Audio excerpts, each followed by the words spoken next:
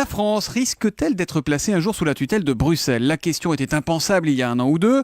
Bonjour Nicolas Barré. Bonjour Thomas. Vous nous dites ce matin qu'elle devient de moins en moins théorique. Lundi, Bruxelles rendra son verdict sur le budget 2015 et ce sera peut-être le premier acte d'une très sévère reprise en main. Oui, alors en fait, pour bien comprendre les moments que s'apprête à vivre notre pays dans les jours, les semaines, les mois qui viennent, et qui est assez historique et assez dramatique, hein, je pèse mes mots, il faut prendre un peu de recul. Vous vous souvenez qu'en 2013, on avait dit on veut 2 ans de plus de délai pour revenir à 3% de déficit.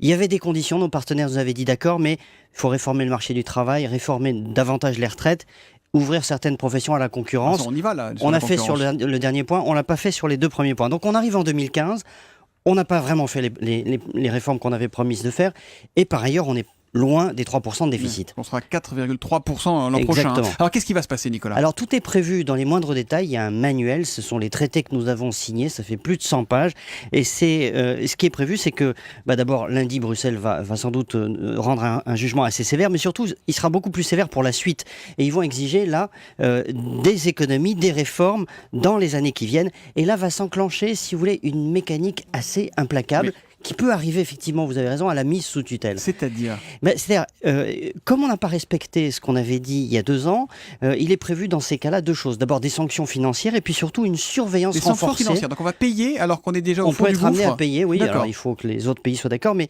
et puis surtout il va y avoir une surveillance renforcée de la France. C'est-à-dire que nous allons devoir rédiger un nouveau programme de réforme avec des dates, avec un échéancier, et à tout moment nos partenaires pourront débarquer à Paris, vérifier si c'est bien mis en forme. Il y aura même des contrôles inopinés des services de Bruxelles. Donc c'est ça à quoi on s'expose aujourd'hui en ayant laissé filer nos déficits. C'est une quasi-tutelle, et finalement l'enjeu des 2 années qui viennent, de la fin du quinquennat, 2015-2017, c'est simple, c'est de savoir si notre pays va se ressaisir, si on va arriver à faire ces réformes, ou bien si notre souveraineté économique, budgétaire va être transférée de Paris à Bruxelles. La balle est encore dans notre camp, mais plus pour très longtemps. En tout cas, on n'a plus le droit aux circonstances atténuantes, ça c'est déjà acquis. Exactement. Ils nous feront plus de cadeaux. L'édito écho de Nicolas Barré.